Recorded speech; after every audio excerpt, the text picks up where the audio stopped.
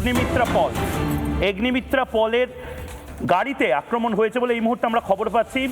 তনয়া আমাদের প্রতিনিধি এই মুহূর্তে রয়েছে। তনয়া কি বলছে একবার শুনবো। দেখাবো এখানে যেই গাড়ি এই মুহূর্তে দেখতে পাচ্ছেন সেই গাড়িতেই কিন্তু রীতিমতন হামলা চালানো হয়েছে, গাড়ি ভেঙে দেওয়া হয়েছে, পুরো গাড়ির পেছনের কাঁচটা কিন্তু সম্পূর্ণভাবে ভেঙে গিয়েছে, ভেতরে পর্যন্ত টুকরো টুকরো কাঁচ রয়েছে আমরা দেখতে পাচ্ছি। যখন অগ্নিমিত্রা পল তিনি যখন বুথ থেকে বেরোচ্ছিলেন আসানসোল সাউথ মণ্ডলের 135 নম্বর বুথ এবং রহমতনগর সেই জায়গাটা, সেই 135 নম্বর বুথ থেকে যখন অগ্নিমিত্রা পল তিনি বেরিয়ে আসছেন ঠিক সেই মুহূর্তে কিন্তু গাড়িটাকে ঠিক এইভাবেই ভেঙে দেওয়া হয়, এইভাবে আদলা ছোড়া হয় এবং আদলা ছুঁড়ে সেই গাড়ির কাছে সম্পূর্ণভাবে ভেঙে দেওয়া হয়েছে। সেই ছবিটা আমি আমার ভিডিও জার্নালিস্ট দেবব্রতকে একবার দেখানোর কথা বলবো। যদিও ক্যান্ডিডেট তিনি কিন্তু সুরক্ষিত রয়েছেন, তবে সত্যি যে এই ঘটনা ঘটেছে তা অত্যন্ত লজ্জাজনক। এবং আমি এই সরাসরি একবার কথা বলবার চেষ্টা করব অগ্নিমিত্রা পল, তিনি আমাদের সঙ্গে রয়েছেন। আমি জানবার চেষ্টা করব যে পরিস্থিতি কি। তার আগে যিনি চালক রয়েছেন আমি একবার কথা বলি, কারণ যখন এই হামলার ঘটনা ঘটেছে তিনি ছিলেন গাড়িতে, তিনি চালাচ্ছিলেন। দাদা, যখন এইরকমভাবে আদলা ইট ছোড়া হয়েছিল তখন আপনি গাড়ি চালাচ্ছিলেন এবং সেই বুথ থেকে তখন বেরিয়ে আসছিলেন, সিচুয়েশন কি ছিল? সিচুয়েশন আমরা দিদিকে নিয়ে আসছিলাম, ওরা আগে থেকে টার্গেট ছিল কি পাথর ছুড়বো। যখন আমরা একটু আগে বেরিয়েছি তারপর পিছন থেকে পাথরটা মেরেছে, পুরো কাঁচটা ভেঙে দিয়েছে।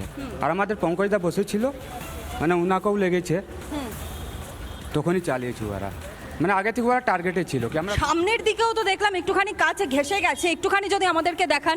এই হচ্ছে সেই জায়গা যেখানে কিন্তু কাঁচ সম্পূর্ণভাবে ঘষে গেছে, এইখানেও রীতিমতন হামলা চালানো হয়েছে।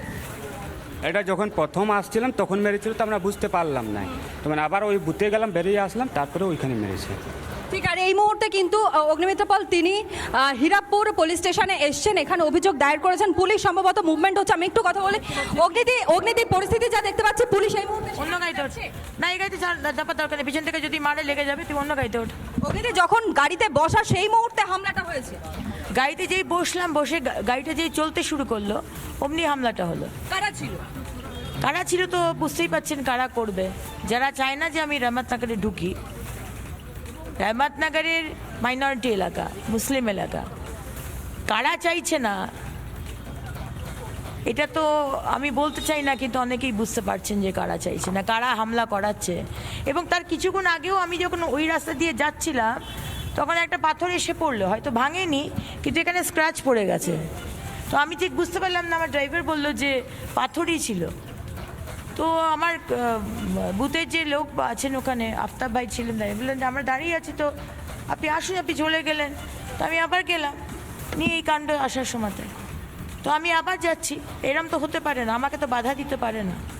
আমি প্রত্যাশী আমি সব জায়গাতে যাব। এখন সেন্ট্রাল ফোর্স দেখুক তারা কি করবে, আমি যাব সেখানে। পুলিশের কাছে এসেছিলেন, পুলিশ এই মুহূর্তে দেখলাম প্রচুর পুলিশ থানা থেকে বেরোলো, তারা কি সব তাহলে ওখানেই যাচ্ছে? জানি না, বলতে পারছি না, আমি যাচ্ছি ওখানে, সেটুকু জানি। বাকি পুলিশ কি করবে আমি বলতে পারবো না, আর সেন্ট্রাল ফোর্সকে দেখতে হবে। গাড়ি ঘুরিয়ে আপনি কমিশনকে জানিয়েছে দিদি? না, এই মাত্র তো হয়েছে, কমিশনকে তো জানাতে পারি। জানাবেন তো এক্ষুনি? হ্যাঁ, এখনই জানাবো। বেশ, অর্থাৎ একটা বিষয় স্পষ্ট, অগ্নিমিত্রা পল তিনি এই থানাতে এসছেন, হীরাপুর পুলিশ স্টেশন, এবং সেই থানা থেকেই কিন্তু এই মুহূর্তে তিনি আবারও মুভ করছেন সেই জায়গাতে। এবং 135 নম্বর বুথ যেখানে কিছুক্ষণ আগে অগ্নিমিত্রা পল বিজেপি ক্যান্ডিডেট তিনি গিয়েছিলেন, সেই জায়গাতে আবারও যাবেন। এবং সেন্ট্রাল ফোর্স যেখানে রয়েছে তারপরেও এইরকম হামলার ঘটনা কিভাবে ঘটলো সেটাই কিন্তু সব থেকে বড় বিষয়। এবং এই মুহূর্তে সার্বিক ছবিটা আমি একটুখানি দেখানোর কথা বলবো। দেবব্রত আমার সঙ্গে রয়েছে। পুলিশ কিন্তু ইতিমধ্যে মুভ করতে শুরু করে দিয়েছে এবং সেই ছবিটা অবশ্যই ময়ূক তুলে ধরবো, কারণ ওখানে সেন্ট্রাল ফোর্স রয়েছে এবং মাইনরিটি এলাকা, কিন্তু তারপরে এইরকম হামলার ঘটনা কিভাবে ঘটলো সেটা সব থেকে বড় প্রশ্ন হয়ে দাঁড়াচ্ছে। যেখানে ক্যান্ডিডেট বিভিন্ন জায়গায় সকাল থেকে রীতিমতন ঘুরছেন এবং যারা ভোটাররা রয়েছেন তাদেরকে আশ্বস্ত করছেন যাতে শান্তিপূর্ণভাবে নির্বাচনটা হয়। সেই কারণে দেখতেই পাচ্ছ প্রচুর পরিমাণ পুলিশ কিন্তু এই মুহূর্তে তারা বেরিয়েছেন, সম্ভবত সেই এলাকাতেই তারা পৌঁছানোর কারণের জন্যই কিন্তু বেরিয়েছেন। অবশ্যই অগ্নিমিত্রা পল তিনিও যাবেন বলছেন ওই এলাকাতেই। অগ্নিমিত্রা পল যাওয়ার পর অবশ্যই কমিশনের তরফ থেকে কি পদক্ষেপ গ্রহণ করা হয়, কারণ কমিশনের কাছেও কিন্তু অভিযোগ তিনি জানাবেন বলে জানতে পারা যাচ্ছে। তুমি ঘটনার দিকে নজর রাখো, আমি অংশুমান করের দিকে আসছি। অংশুমান কর, 2:12 বাজে এই মুহূর্তে কিন্তু এবার মনে হচ্ছে একটু একটু করে যে চিরাচরিত হিংসা, সেই হিংসার ছবি, এটা আমার বলতেও খারাপ লাগছে কিন্তু হচ্ছে, বিজেপি কর্মী বা তাদের কনভয়ের ওপর টার্গেট করা হচ্ছে।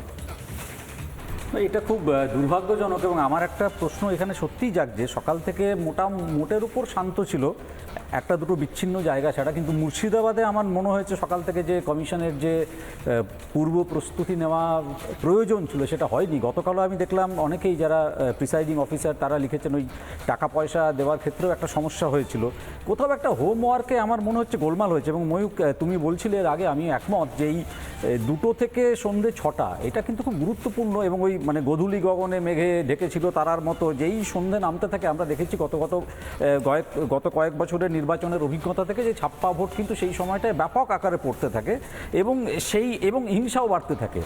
একটা ক্রেডিট আমি দেবো, যেমন নির্বাচন কমিশনের সমালোচনা করলাম, তেমন একটা ক্রেডিট আমি দেবো, যদি তুলনা করি অতীতের বিধানসভা নির্বাচনগুলোর সঙ্গে, তাহলে নিশ্চিত এটা মানতে হবে যে এবছর এখনও পর্যন্ত যেমন প্রিপোল যে ভায়োলেন্স সেটাও অনেক কম হয়েছে।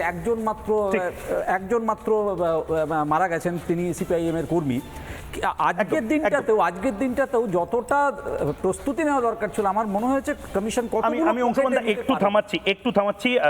নানা ধরনের কন্টেন্ট দেখার জন্য লাইক করুন, শেয়ার করুন আমাদের ফেসবুক পেজ, সাবস্ক্রাইব করুন আমাদের ইউটিউব চ্যানেল। পাশাপাশি অন্যান্য ব্রেকিং নিউজের জন্য অবশ্যই চোখ রাখুন রিপাবলিক বাংলায়।